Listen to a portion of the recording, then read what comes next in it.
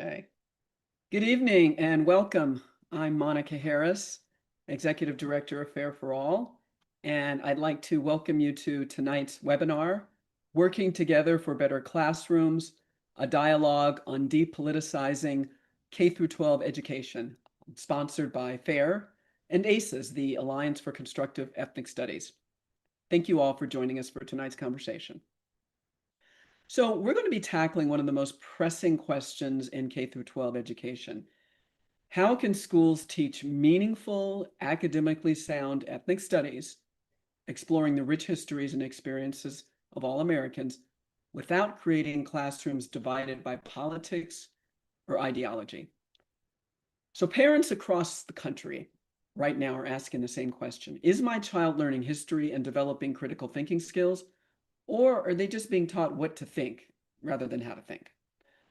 Dr. Clarence Jones, speechwriter and legal counsel for Dr. Martin Luther King Jr., wrote to Governor Gavin Newsom, California State Governor Gavin Newsom, expressing concern for the perversion of history in California's initial ethnic studies draft.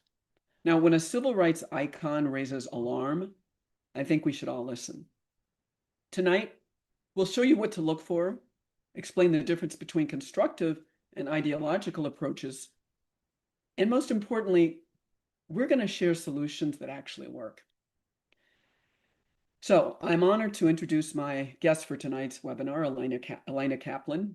And Elena is president of ACES, a nonpartisan coalition of over 10,000 parents, teachers, and community members working to ensure ethnic studies curricula inspire mutual respect, fights racism, real authentic racism, and celebrates ethnic accomplishments without political indoctrination. ACES has been on the front lines of California's ethnic studies battle since the initial model curriculum drafts, and Elena brings deep expertise on what's happening in classrooms and what parents can do about it. I'll share more about Fair for All and our curriculum later, but first, let me give you a roadmap for what we're going to be discussing tonight. So here's what we'll cover. Elena will show us how politicization shows up in classrooms, not just in social studies, but in English and math and beyond. And then she'll focus specifically on ethnic studies and what parents need to understand about the liberated approach that's being pushed in many districts.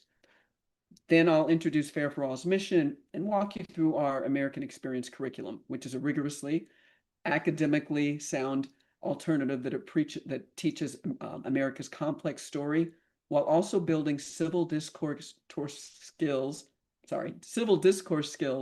that students will need for the rest of their lives. Lastly, Elena will close with practical guidance on your rights as parents, educators, and community members, what you can actually do when you identify problems in classrooms. And then, time permitting, we'll open it up for Q&A. So Elena, let's start with what's happening in classrooms right now. Thank you so much, Monica, and it's a pleasure to be here and to be with everybody. Just wanted to mention, for those of you that are celebrating the third night of Hanukkah, happy Hanukkah and happy Festival of Light. This holiday celebrates a miracle, the victory of light over darkness, and we definitely need all the light we can get these days. So let's shed some light on what's happening in our classrooms. I'm going to flip it a little bit, Monica. So we'll talk about ethnic studies first, and then we'll go to the other subjects. Most of you have probably heard about the subject that Monica just mentioned, a subject that is becoming increasingly common in schools called ethnic studies. So I'm going to share some slides with you. Hold on one sec.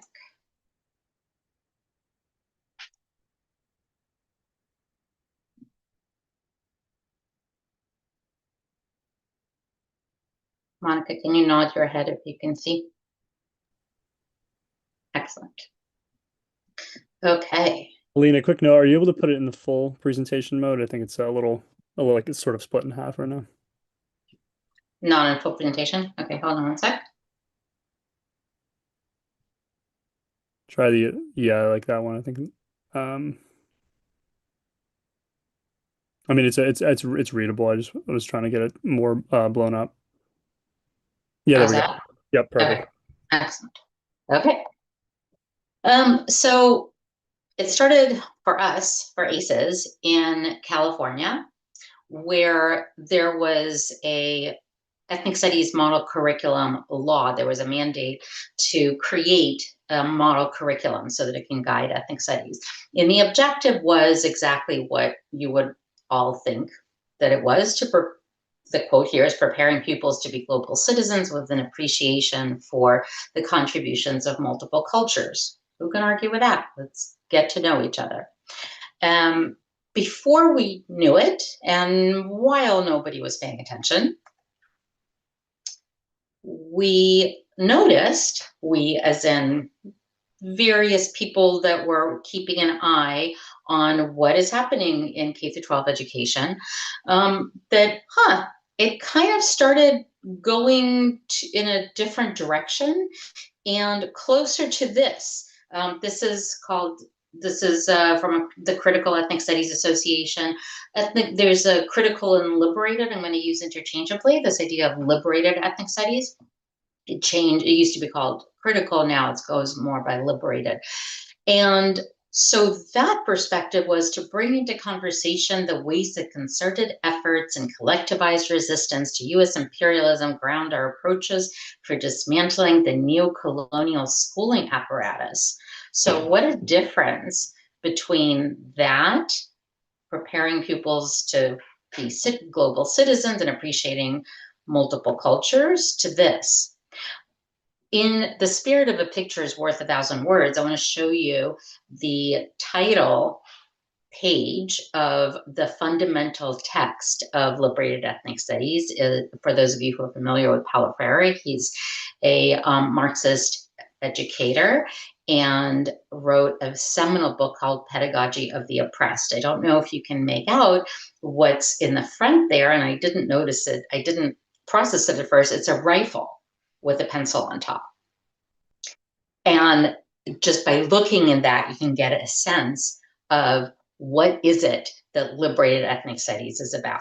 But just in case you don't, the idea is dividing the world into victims and oppressors.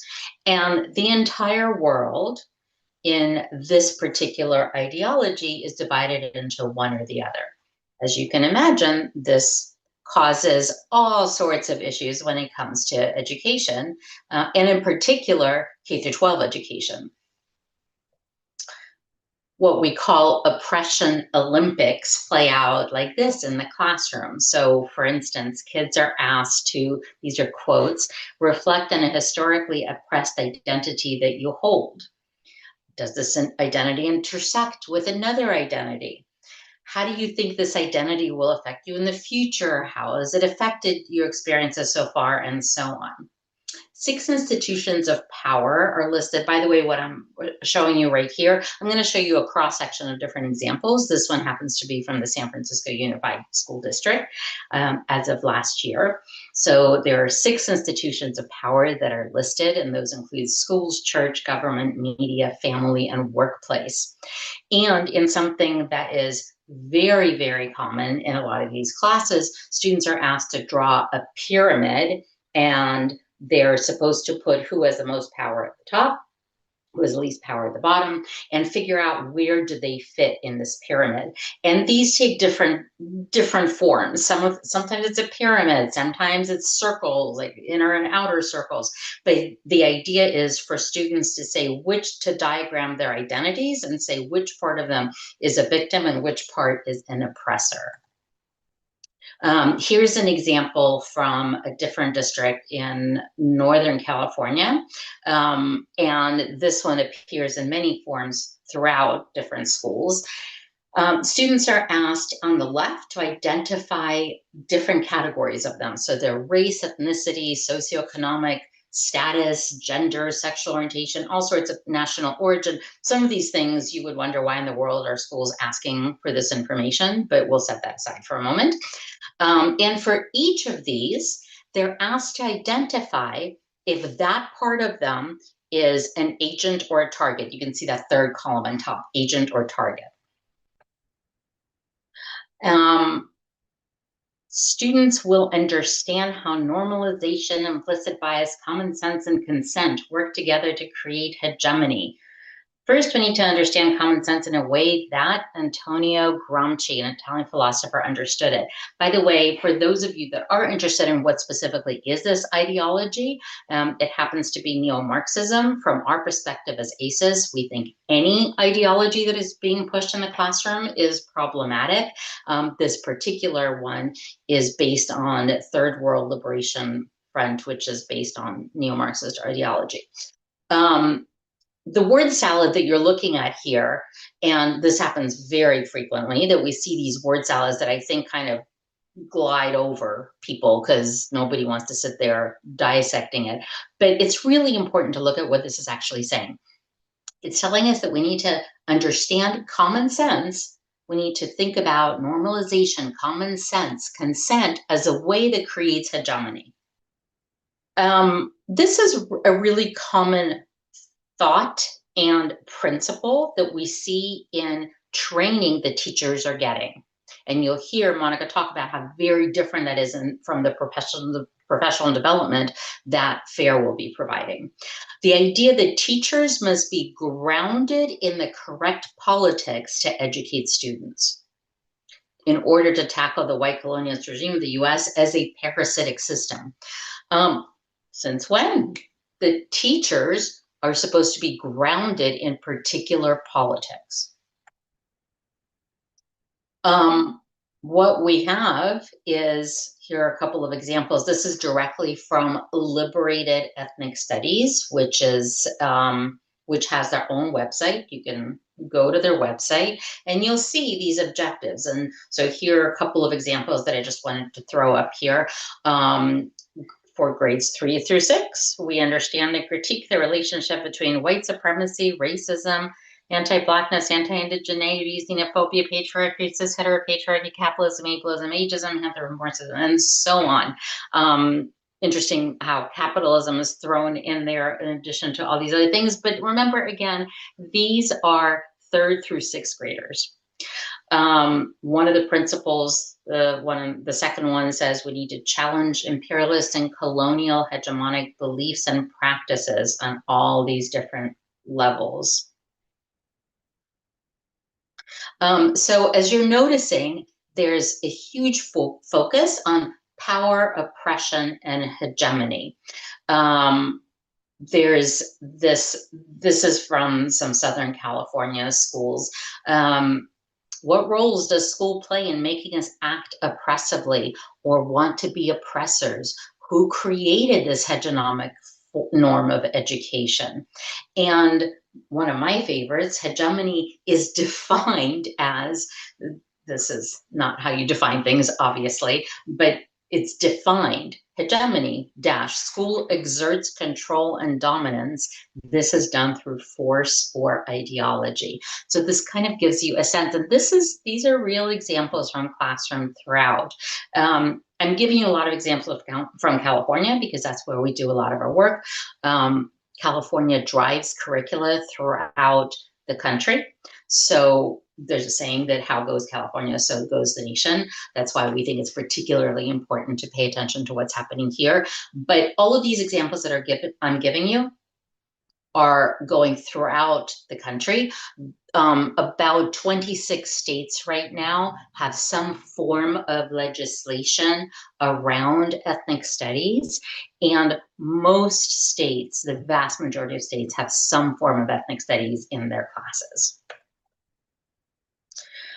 This idea of being grounded in the right politics. So what do we mean by that? You can see 2 diagrams there saying the same thing, basically, that imperialism and settler colonialism are at the center or the roots, and that out of it come all these other things. And so you have this equivalency between genocide, patriarchy, white supremacy, and private property, God and religion. These are all kind of circles around settler colonialism. Here's a definition of capitalism: the exploitative relationship between the owners of the means of production and workers. Racist exploitation and colonialism have been foundational for capitalism. This is before students know anything about capitalism or have learned anything about capitalism or any other economic systems. This is the information they receive. There's also this notion that the only solution is revolution, and this notion of resist. What are they resisting? The students are still trying to figure out, but there's a lot of this emphasis that talks about decolonization, resistance, revolution. One of the things that I think is most telling in understanding an ideology is looking at the role models that are part of that ideology. And if you look at this consistent choice of Marxist militants in liberated ethnic studies, you get a sense for what the ideology is telling the students. So you have, for example, Oscar Lopez Rivera, who led a paramilitary Marxist-Leninist organization that was responsible for over 100 bombings in US cities, and similar role models. But who is missing? Well, who's missing is role models like Martin Luther King, John Lewis, Thurgood Marshall, and other peaceful leaders that worked what they would call within the system. Civil rights leaders are described as passive and docile, and thus that quote that Monica was reading at the beginning from Clarence Jones, Martin Luther King's speechwriter and advisor, that talked about how hugely problematic such curricula are. Just a couple other examples. The idea that symbols of dominant American culture include the US flag, Liberty Bell, Statue of Liberty, Mount Rushmore, and the White House national anthem, and so on. The idea is that these things, now remember, dominant is bad in this ideology. There's dominant and there's counter-dominant. There's narrative and there's counter-narrative. So anytime you see something that talks about dominant or something that is the narrative part of the culture, the idea is the students are supposed to think this is bad. One of the things that I find most disturbing about these curricula are the idea that students are learning to remove their personal agency. The idea that students are learning that the concepts of power, privilege, this is what you see in the top quote, and meritocracy are problematic. Objectivity, and believe that objectivity is even possible, and individualism are considered characteristics of a white supremacy culture. And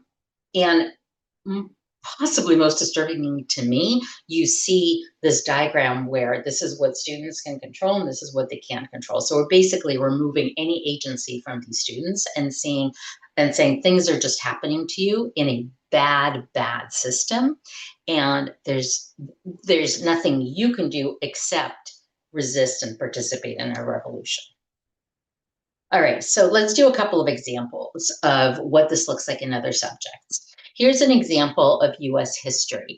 There are US history courses that are being changed throughout the country, in schools throughout, that talk about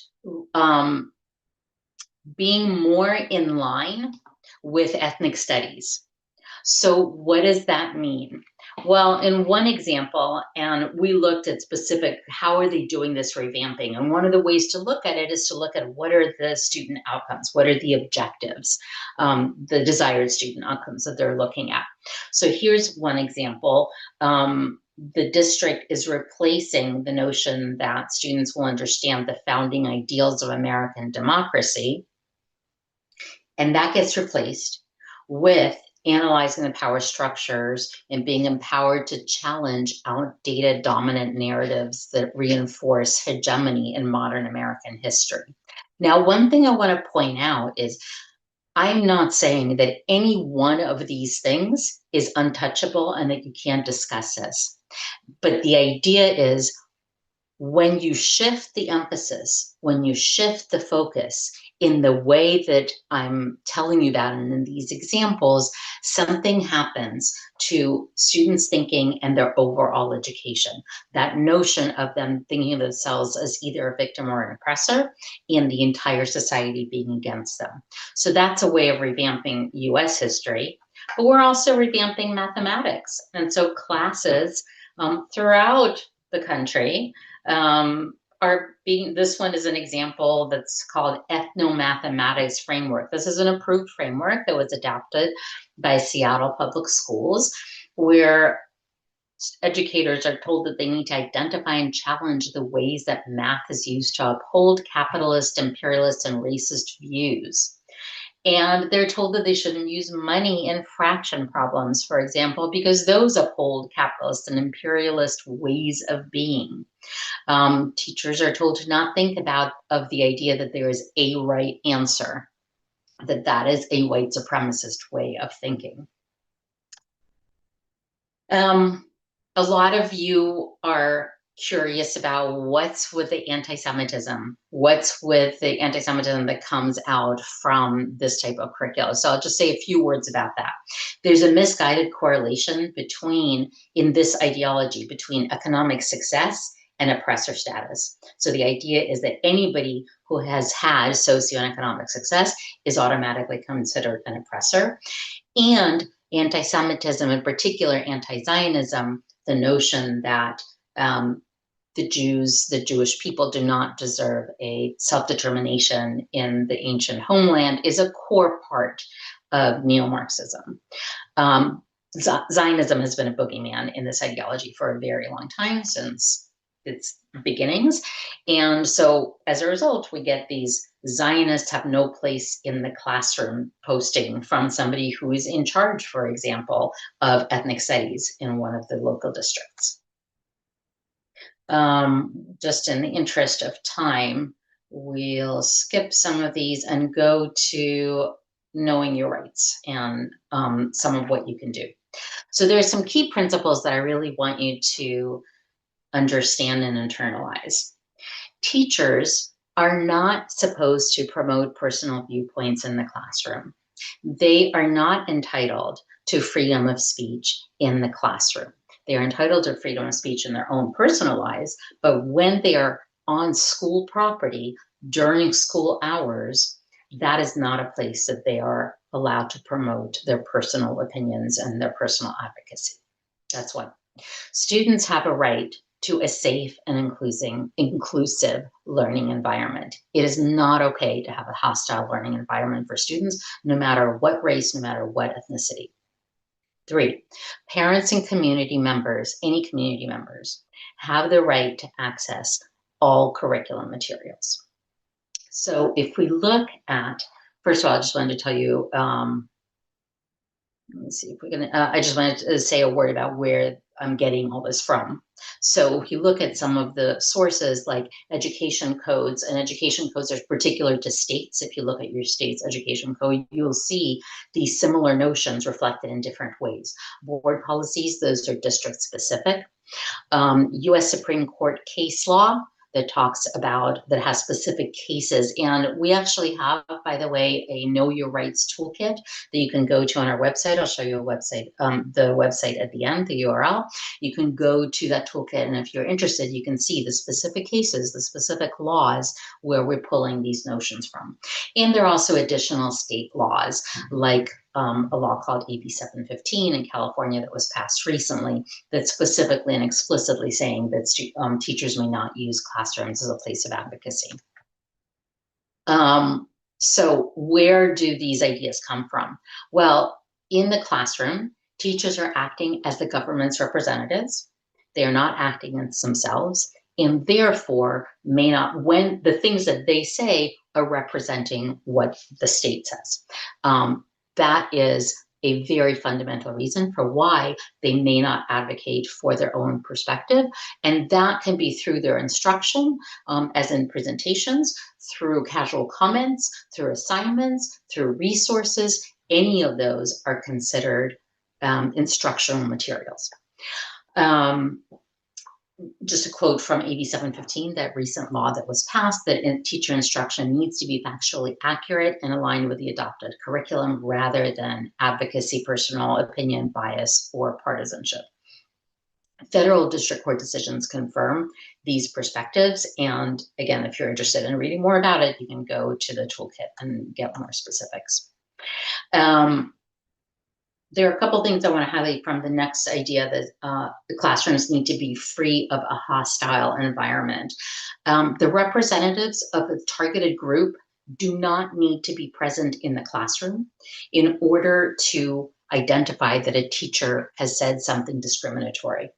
They don't need to show direct harm, even if a class consists of all white students. Teacher doesn't get to say racist comments regardless of whether or not there's a Black student in the class. By the same token, a classroom might have no Jewish students whatsoever, and yet if a teacher says something that is anti-Zionist or anti-Semitic, and there's no such thing as a particular student having to show harm. That threshold is very different if there's an actual lawsuit. But what I'm describing is the expectations in the classroom and the types of things that you can actually push back against and file complaints about and advocate for yourself and for your students. Complaints in general, most states have guidelines that say that the parents or teachers in some cases, when that happens, can file, and students can file complaints anonymously. That is okay to do. And again, that's grounded in the idea that a particular student doesn't need to be in the classroom in order for it to be considered discriminatory, for the content to be considered discriminatory. What does classroom transparency mean? What does curriculum transparency mean? That last principle, it means that the public includes everyone. It's not just the parents. I will say that it's easier for parents to get access to information. It just involves fewer steps, but everybody is entitled to this information if it is a public school. Private school, different story, but public or charter, everybody's entitled to this information. And curriculum does not mean a 2-page outline, here you go. It means everything. It means any subject, any material, including presentation slides, assignments, resource links, what have you. So what are some of the things you can do? I think of it as 4 categories of things: get informed, get involved, spread the word, and know your rights. What I'm about to say is not only for parents. If you're a resident in the district, then you are a constituent and a stakeholder in what happens with the kids in that district. So this does not just apply to parents, but certainly very much so for them. What does it mean to get informed? Ask about the status of ethnic studies in your school. Ask about any revamping that is happening. Ask about, are there any social studies classes or English classes that are getting revamped? These are the ones that are most likely to have, the literature classes are the ones that are most likely to be revamped, to have new materials put in. The social studies, the history classes are most likely to have their objectives changed. Watch board meeting agendas for relevant topics. That's a way that you can find out about some of this revamping, about the status of classes like ethnic studies. Talk to your child. If you're a parent, talk to your child about, what does it look like? What does politicized, inappropriate lessons look like? And ask questions. And if you want to know what it looks like, if we get to it in a little bit, we'll talk about that. If not, again, the toolkit that we have that lists what it means for politicized content to be something that permeates a class. And there's a whole list of words that, again, isn't to say that any individual word is a problem, but rather that a preponderance of these words indicates an issue. Look at curricula, look at Canvas, which is what most students use, or request of the full curriculum for a given course. Every school district has a district course catalog. So any course that you're interested in, ask for the curriculum, and again, not just the outline. What does it mean to get involved? Develop relationships with your school board members and your district superintendent if you can, or assistant superintendent of instruction, which means simply reaching out. I know that the latter can be a big ask and can be intimidating in a large district, but but lots of people reach out to them, and you can be sure that folks on the other side are doing so. Start by going to school board meetings. Oops, sorry. Go to school board meetings, learn what they cover, and speak up when appropriate, when you start to feel comfortable, or just listen for now, and then respond privately by email or whatever way you find comfortable. Join a group that shares your concerns. Many of you are already part of FAIR, you're part of ACEs. We encourage you to join both, but there are lots of also grassroots groups that you should absolutely join or organize one. Parents, I would definitely encourage you to have relationships within your school, with the administration, not just at the district level, but within the school administration. Talk to the teachers and administrators when you have concerns, either specifically or in general. And interestingly enough, there are curriculum committees that are often formed. Parents don't know about this, but they're welcome on these committees. And oftentimes what happens is it's the active parents that get on those committees just because they hear about it. But if you ask what curriculum committees are there, you will find that many schools are actually looking for parents to join such committees. All right, spread the word, talk to people, talk to fellow parents, talk to your neighbors. If your child isn't in a class, in a problematic class, a friend's child might be. And the more you talk, the more you share your thoughts on the subject, the more we're going to get the word out there and the more we can affect a difference. So that friend's child, that friend may not be empowered to do something, but if they talk to you, they might learn something that would empower them, that might enable them to make a difference. If you're a writer, then by all means write letters to the editor or op-eds to your local, state, and national newspapers. The more even if they don't publish your individual ones, the more they get of a particular perspective, the more they're likely to publish somebody's on that viewpoint. And of course, share articles and action alerts that go out there. We talked about the key principles. When you do have a problem and you want to share it, be sure to document as much as you can. That includes dates, quotes, screenshots.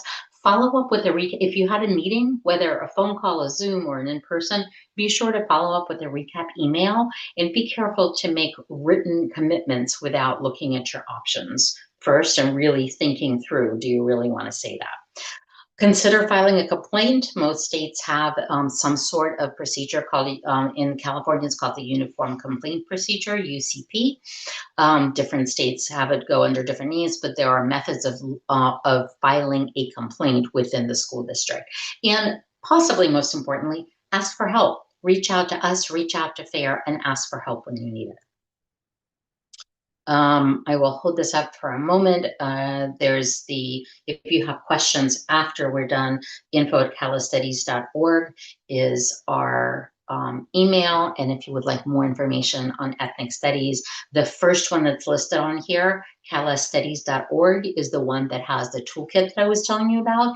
If you are an educator, a board member, or an administrator, you might find the second website more helpful, www.k12ethnicstudies.org, because that one is more adapted for educators. Okay, I will now pause and I will stop sharing and see what you folks and Monica has to say. Great. Thank you very much, Elena. That was really enlightening. I know our audience appreciated that. I guess right now what I'd like to do is explain how FAIR's American Experience curriculum sort of is a solution to the problems Elena has just identified. So what she's described, this methodology, this framework of students being sorted into victims and oppressors, the curricula that glorifies violent resistance while dismissing Dr. King's approach as docile. Classrooms where questioning the framework means you're part of the problem. This is exactly why FAIR for All exists. So let me tell you a little bit more about who we are and why we're doing this work. For those of you who don't know much about FAIR, we are a nonpartisan civil rights organization. We were founded because we saw institutions abandoning the principles that actually made progress possible. judging people by their character, not their skin color, open inquiry and viewpoint diversity, merit and equal treatment under the law. So FAIR's mission is simple. We advance civil liberties and civil rights for all Americans, and we promote a culture, a common culture based on fairness, understanding, and humanity. So why education? Why does FAIR think that this space is important? Because that's where the next generation learns who they are and how they should engage with fellow citizens. We need a curricula that brings students together, not curricula that divides students before they've even had a chance to know each other as individuals. At FAIR, we believe that it's possible to teach America's complex and sometimes painful history honestly. It's possible to examine slavery, Jim Crow, discrimination, and injustice while still emphasizing our shared humanity and the constitutional principles that have enabled progress. FAIR's not right-wing, it's not left-wing. We're pro-human. We support teaching difficult history without imposing a single ideological interpretation.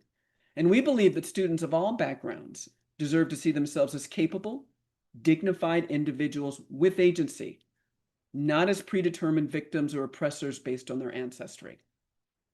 And we realize that identifying problems isn't enough. Parents would come to school board meetings, articulate concerns, and then the board would say, well, what's your alternative? So we built one. FAIR's American Experience Curriculum is a comprehensive high school course, one semester, social studies elective. And it's more than 90 lessons spanning American history from colonial times to today, to contemporary society. Our curriculum was developed by a team of educational experts and reviewed by Dr. Ashley Berner at Johns Hopkins School of Education. And it was assessed to fully meet California's ethnic studies standards. Our curriculum isn't a political reaction to ethnic studies. It's a rigorous, scholarly, positive alternative. So you're probably wondering, how does FAIR's approach differ from what Elena's described? What does it actually look like in the classroom? So I'd like to take just a few minutes to walk you through specific examples, because the difference isn't just philosophical. It shows up in what students read, what questions they're asked, and what skills they develop. So as Elena explained, the goal of ethnic studies is actually found in the materials in their actual curricula. The goal is coordinated resistance to disrupt and dismantle inequitable systems. But FAIR's American Experience Curriculum asks a fundamentally different question. It doesn't ask, how has your group been oppressed? It asks, what does it mean to be an American? How have different groups maintained their cultural heritage while still becoming part of the American experience? How have American ideals of freedom and equality been tested, expanded, and realized throughout the centuries? So this shift from oppression to aspiration, from division to shared journey, that changes everything. That's what makes the curriculum that we're offering a game changer in the ethnic studies landscape. So, first example, how students see themselves. In a liberated ethnic studies classroom, the first unit is called Self, the story of my racialized intersectional identity. Students learn to see themselves primarily through the lens of racial group membership and their position in systems of oppression. In FAIR's curriculum, the very first unit is called Identity, Character, and Belonging.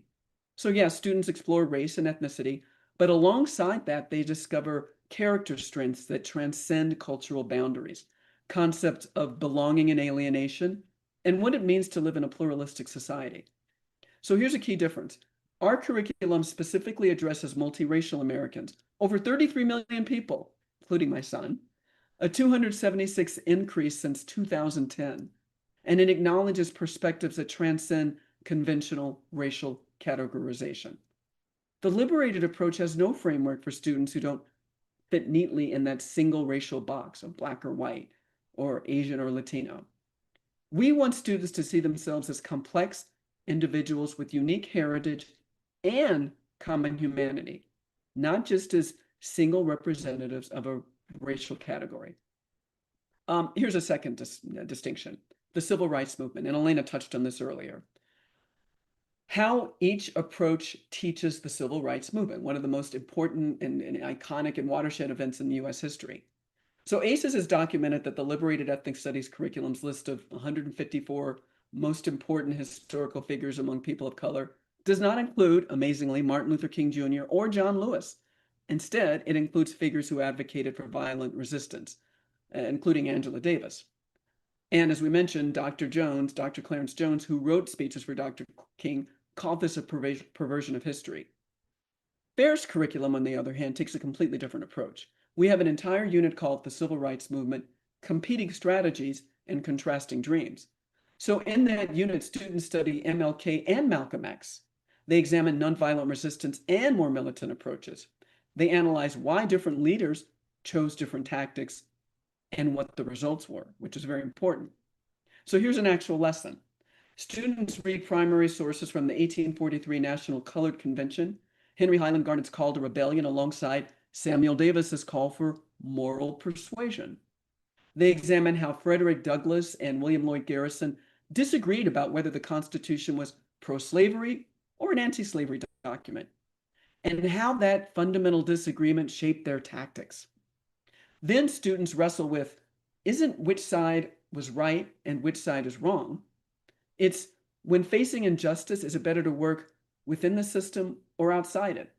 How do different experiences shape different approaches to social change? And that's teaching critical thinking. That's the essence of presenting multiple perspectives. That's treating students as capable of wrestling with complexity and nuance rather than giving them a reductive and simplistic and predetermined conclusion. So, and I know we're running out of time here, so I'll try to wrap this up. What students actually learn. By the end of our curriculum, students can articulate the philosophical principles that support pluralism and America's founding ideals. They can evaluate the tensions between unity and diversity that underlie American history at its core. They can apply critical thinking skills to historical and contemporary issues. And they can appreciate viewpoint diversity while engaging in civil discourse across differences. So let me emphasize, this isn't our opinion that our approach is better. The Johns Hopkins School of Education has reviewed our curriculum, and they've confirmed that it meets California ethnic studies standards, but it does so without an ideological framework. And we don't just hand teachers materials and walk away and leave them to work through this on their own. FAIR offers professional development training designed to support teachers in delivering this curriculum effectively, without bringing their own political perspective into the classroom. And that's exceedingly important. Our training emphasizes pedagogical neutrality. Teachers learn to facilitate inquiry, present multiple viewpoints fairly, and create space for students to reach their own conclusions. The goal is educators who can guide rigorous discussion of difficult, sensitive, and often uncomfortable topics while maintaining the trust of students and families across a wide political spectrum. Now, that's a fundamentally different model from trainings that tell teachers that they must decolonize their classrooms or confront their white privilege. So, when a school board says we have to offer ethnic studies to meet state requirements, the answer is you have options now, and FAIR is bringing the most powerful and robust option available. We're giving educators the ability to meet requirements with a curriculum that brings students together rather than dividing them, and importantly, professional development that equips teachers to teach with integrity. Okay, so that gives you an overview of our curriculum and why it is the, I think, logical and most powerful alternative to the curricula that Elena's just laid out: Liberated Ethnic Studies, Critical Ethnic Studies. So we have some time left, and I'd like to, we have quite a few questions. I'd like to get to a few of these questions. Wow, a lot of questions. I think, Monica, I think I can try to take them all. Let me see if I'll do some speed talking. These are all such great questions that I want to give it a Thank try. you, Elena. Okay. All right, so I'll take it from the top. Roz Schronstein asks about the word critical and the use of the word as it relates to critical thought. And it's such a great question because over time is, as you all know, the use of critical with critical race theory, with critical pedagogy, critical theory, all of this has gotten conflated with critical thinking. So my recommendation, I hate to say it, is stop using the term critical thought, because I think, I hate to say it, it's ridiculous because critical thinking is a useful term, but try open inquiry, try multiple perspectives, because yes, it is ridiculous and it's getting conflated. Next question, also from Roz. It seems that lots of schools are choosing liberated ethnic studies with this ideology. What can be done at this point? And the board trustees are being told to trust the teachers. So a whole lot of stuff can be done. Some of it is what we talked about, is the stuff that I outlined, and there's a lot more in terms of actions that you can take that are listed on our website. But fundamentally, we need a critical mass of people. We need people speaking out, and we need every single person. So the more that each one of you talks to others and gets others to speak up, the more successful we'll be. We need people to run for school board. If you or somebody you know is considering it, that makes an absolute difference. We need people to talk to their school board members. So when Roz says, but school board members are told to trust the teachers, well, until parents and community members push back and say, I actually have a problem with that.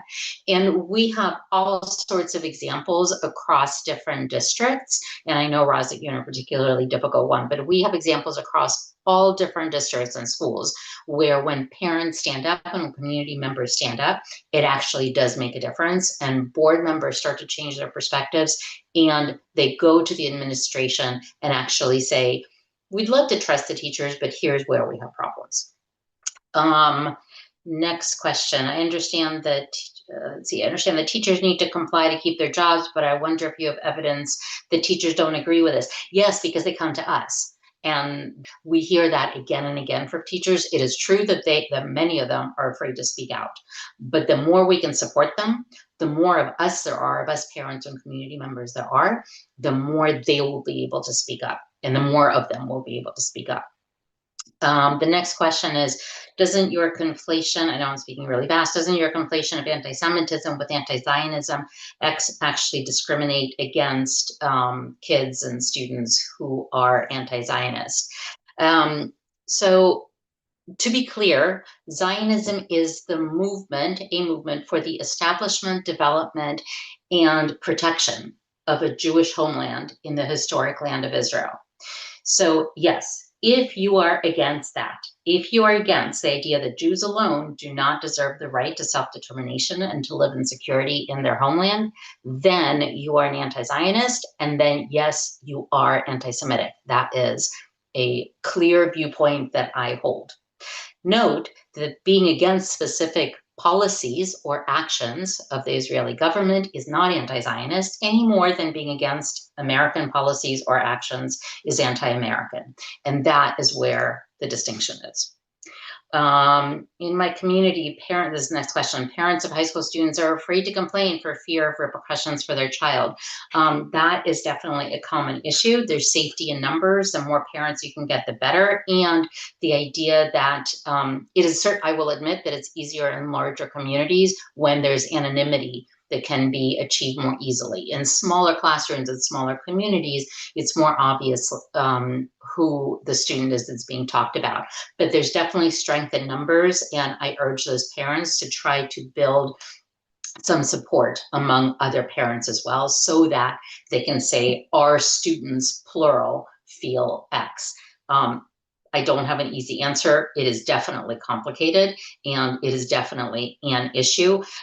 We also provide support for those parents if they're willing to come to us, if they're willing to come to FAIR. That's one way that we can support them and to encourage them despite their child's fears. Okay, next question. The excuse for ethnic studies is a promise that will reduce racism and increase tolerance. Is there any objective study that demonstrates this? No, that's a short answer. There is absolutely no study that demonstrates this. don't know what to tell you other than that there is a study that was done. The most that when you hear about a study, it is a Stanford study that was done on a tiny sample of about 50 some students. And it showed that when, actually it wasn't even statistically significant, but it showed that their grades went from like a D to a D plus for students that chose to take a particular course that was actually not really liberated ethnic studies. It was closer. It was somewhere in between FAIR's curriculum and liberated ethnic studies. And that's the most that we've got, a handful of these students. Can we get these slides? Sure, I am happy to share the slides. What words or terms or red flags should we be looking for in a curriculum that is potentially divisive?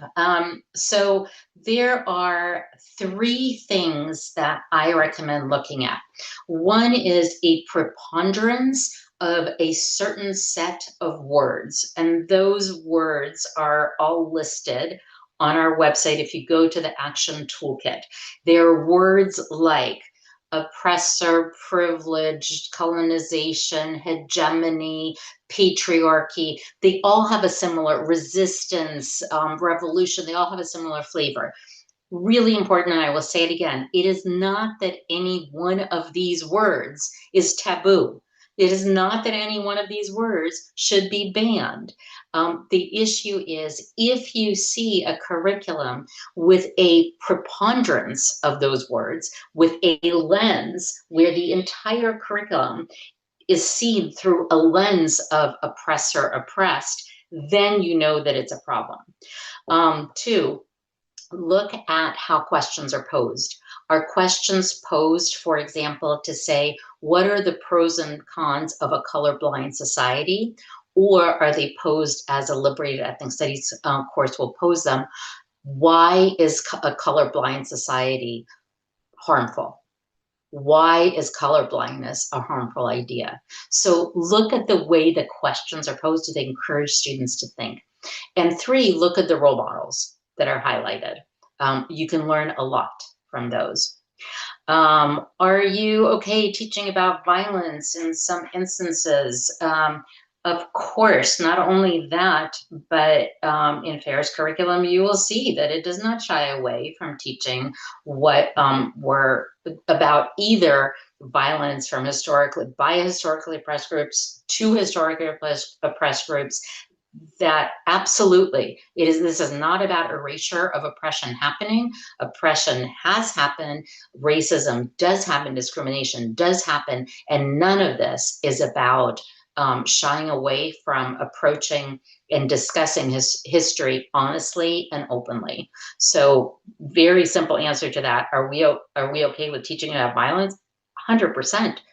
It's all about what the lens is, what the focus is, and how you teach about it. Okay, as a community member, how do I see, oh my gosh, there are more and more questions as I keep going. Okay, we've got about a few minutes left. Monica, do this when you want me to stop, and then the rest of the questions we'll try to address. We'll encourage people to email us and we can try to address by email. As a community, how can you see curricula? Yes. Yeah. Yeah, you know what, I'm happy if you're ready to go until we take all the questions, until you can answer them. Yeah. I'm happy to do so as well. Yeah, yes. that's fine. No problem. Okay, because these are fantastic questions. As a community member, how can I see a course curricula and know what's covered that you might not hear? That's not true just for community members. That's true for anybody. That's true for parents as well. So the way you deal with it, and yes, some materials are developed by the teacher as they go along during the course. However, once that is developed, once you hear about something in that students learned in the classroom, those materials exist and you are well within your rights to ask for anything that was taught in the classroom. So what I can't promise you is that you will get 100% of what will be taught, because absolutely teachers develop materials the night before they need to present. And of course you could say, well, then it's retroactive. Sure, but you can potentially do something moving forward. So I hope I'm answering that question. Let me just double check that. You might not hear about certain assignments. Yes, so all of those things, assignments, resource links, and so on, you should be able to ask, you can ask for, and if you hear of a problematic one, you can ask for it after the fact. How many districts have adopted FAIR? FAIR is just starting out, so I think I'll turn to Monica to answer about what the plans are. I'll just take the second part of that. If we have ethnic studies created by teachers, how to introduce FAIR as an option. So I think that one you would reach out to FAIR to talk through that, because this isn't I'm not going to make a general blanket statement, because it very much has to do with what's happening in the district individually. So I would urge you to reach out to FAIR to figure out how to introduce it. And if you're asking a question in general, how to budge a district from liberated ethnic studies, then I would encourage you to reach out to ACEs, and we'll also bring in FAIR into the conversation. Monica, could you take the question about what the plans are? The question is how many districts have adopted FAIR, but I think it's really what are the plans with rolling it out? Yes, thank you, Elena. Currently, there are no districts that have officially adopted FAIR's curriculum. I say officially because there's a period of like discussion and not negotiation, but just exploration that happens whenever we approach a school district. We've received strong interest from one school in the Bay Area in San Francisco that is fully willing to implement our curriculum in the fall of 2026. As I think everyone knows, we've been telling everyone, we've been spending the last few months finalizing the curriculum and putting it into a distributable format so we can begin marketing it in January. We will begin aggressive efforts there in Northern California and Southern California and Oregon. We have just recently presented at the Oregon Civics Conference a couple of weeks ago, got a really great response. We are actually presenting at CCSS in California, Garden Grove, California, another educational conference in March. So these are the venues that will allow us to engage with educators, introduce the curriculum, and gain the sort of interest that we need to advance adoption in schools. So right now, no, we really don't have formal adoption by any school district. We have a lot of interest, and again, very strong interest from one school in particular. And also, I should mention that the goal in 2026 isn't widespread adoption of this curriculum. Our goal is really to have 5 schools in California and Oregon, hopefully both states, pilot this curriculum. And I know using the word pilot is a little sometimes it triggers people, but by that I mean we're really just introducing this as almost a focus group capacity, so that we get feedback from educators and from students about what works, what doesn't. Then we'll huddle with Johns Hopkins, and we will refine and roll out in 2027 a bigger and better American Experience 2.0. So this is a maiden voyage, and you're all taking it with us. Great, thank you. Okay, next question is, let's see, question about, can you please send a recording of this webinar? I don't know, Monica, do we have an answer to that about whether or not, I think that's something we'll probably talk about, right? Yeah, Gavin handles all of that. Yes, we always make these webinars available. Gavin, in the chat, why don't you let people know how they'll be able to access this webinar after the event? Yeah, I can send it out to everybody, but we also will have it available on all our social media platforms. So check FAIR's X account, our LinkedIn, our Facebook, and yeah, those, and YouTube as well. It'll be there. Thank you. Great, thank you. Next question, how do I find out if my children's elementary school teaches liberated ethnic studies? You ask. You ask what is the ethnic studies curriculum, if the school has an ethnic studies curriculum, and if so, what is it? Ask to see the materials. I would love to tell you to ask, do you teach liberated ethnic studies?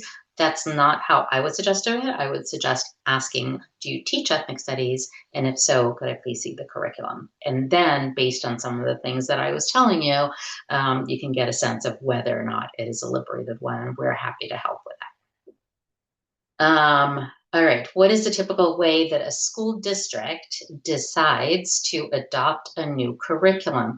Who's in charge? How did they get the budget for it? And if I wanted to suggest this curriculum to my district, who would I talk to about it? So there are some typical ways, and then of course you've got some variation. One of the things that has happened with ethnic studies is that teachers who are activists very often push for a particular agenda. So, and they will push a particular curriculum. They will come up with a set of resources. They will go to their administrator and say, here you go, I have these materials and I want to teach ethnic studies and I think everybody else should too. And here's the material that they should use. That is what happens when nobody's looking. Ideally, the way you want this to happen is that you would like, I saw that sideways smile, Monica. The way that we want that to happen is that there is a thoughtful process that often starts with a task force that includes various constituents, parents and teachers and administrators and so on. It is approved by the board, and boards are responsible for approving curricula.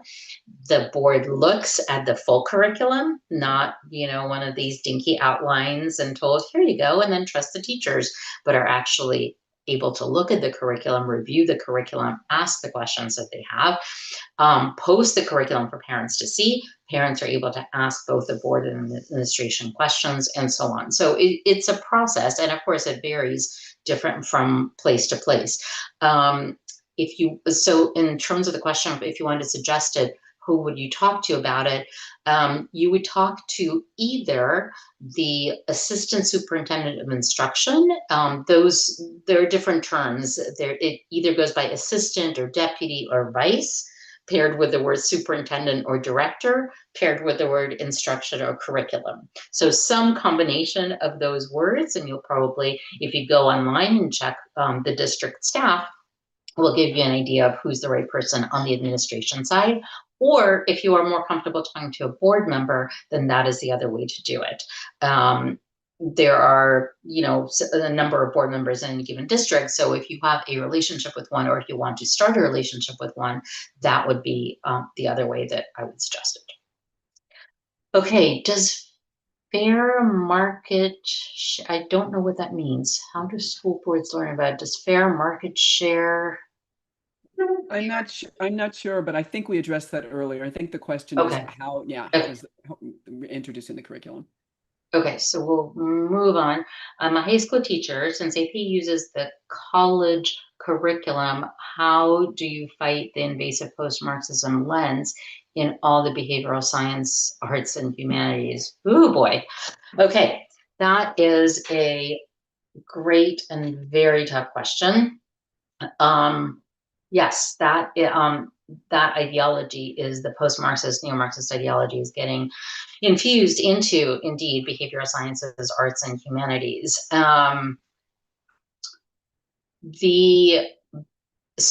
This is where the fact that the teacher has so much control in the classroom really does count. And so I don't know if I can give you an overall, a broad-based answer, but what I would say is the way that you address it is by bringing in as much material as you can that still follows the overall curriculum of the district, that still meets the requirements of the state, that still meets the requirements of the district. I know that that's a very fuzzy answer, but I don't know, we could probably spend a couple of hours. I don't know that I could answer that and do it justice standing on one foot. We could probably spend a couple hours discussing that philosophically. What I would urge you to do is reach out to us, and we can talk about the specifics in your school and in your class, and help with any resources or professional development that we can. Okay, follow up to the Zionism questions. So whoever is asking that question anonymously, I am not going to divert our discussion toward a debate that I don't think would be particularly productive in this setting. The short answer is, do we want to erase factual history? The answer is no. We want to focus on factual history. We want to do everything that we can to focus on facts and away from personal opinions, biases, and advocacy, which is what I see a lot of here. I am more than happy to engage with this person, either anonymously or in person. I would encourage you to email to us the email that I put in. And Gavin, could you put that in again for anybody that's interested? It's info@calfstudies.org. Please feel free and we can continue the conversation.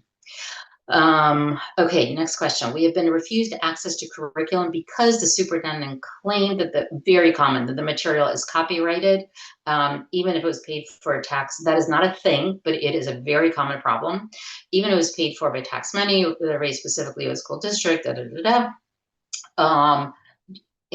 we still don't have full access via website, but can come by appointment and look in the district. Yes, we do have suggestions.